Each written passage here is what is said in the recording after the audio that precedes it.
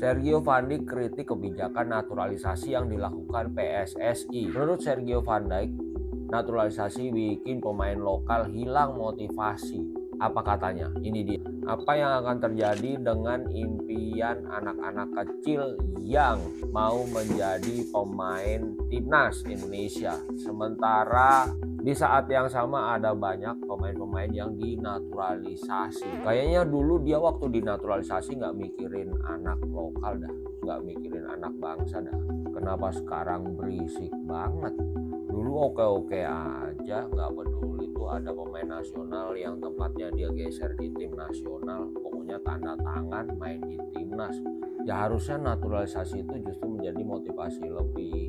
Orang bisa menjadi pemain bola hebat karena melihat Cristiano Ronaldo. Orang bisa jadi pemain bola hebat karena lihat Ronaldo Luis Nazario de Lima, sehingga sekarang jadi pemain hebat. Kalau melihatnya cuma pemain bola tarkam, ya mau bagaimana motivasinya? Karena target di tarkam sama target tim nasional itu beda.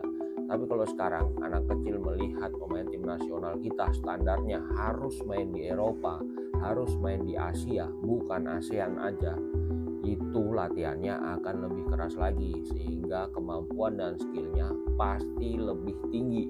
Harusnya begitu cara pikirnya, bukan malah mematahkan motivasi pemain lokal.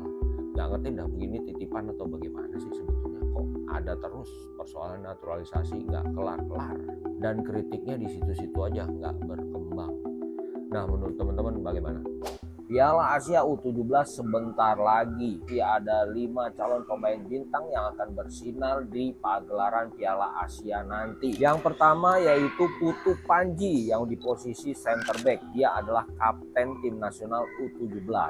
Kenapa gue bilang dia akan menjadi wonderkid? Karena untuk sepak bola modern ini, permainan dia sebagai center back pun tidak otomatis bertahan aja, tapi dia juga sering melakukan overlap, bantu serang ke depan, dan terbukti dia juga produktif. Dari 9 laga dia sudah cetak 1 gol. Yang kedua ada Matthew Baker, pemain serba bisa ini, bisa di kiri, bisa center back, bahkan bisa di gelandang bertahan. Dia juga mempunyai skill di atas rata-rata. Pemain diaspora ini punya kreativitas juga sebagai pemain tengah. Jadi bukan tidak mungkin nanti kalau dia pun menonjol di pagelaran Piala Asia U17. Yang berikutnya ada Evandra Florasta. Posisinya adalah gelandang bertahan. Dia sempat dipanggil ke timnas yang kemarin bermain di Piala Asia U20. Penampilannya oke, tapi memang waktu itu dia kurang matang. Tapi mungkin karena ini adalah seusianya, sepertinya dia akan dengan leluasa menunjukkan skillnya dan kemungkinan akan bersinar. Yang keempat adalah ada Mirza Firzatullah. Nah, ini dia striker tajam ini lumayan produktif karena sekarang sudah mencetak 5 gol dari 9 kali penampilan. Secara persentase penampilan dan golnya sih lumayan ya, di atas 50%. Yang terakhir di posisi depan juga ada Zahabi Goli. Ini sih udah nggak diragukan lagi ya. Pemain Persija ini bahkan sudah ditarik ke tim senior Persija. Nah, dia juga sudah membuktikan, dia juga sudah melakukan debutnya. Nah, kalau menurut teman-teman kira-kira siapa nih yang akan bersinar di Piala Asia U17 nanti? Coba tulis di kolom komentar.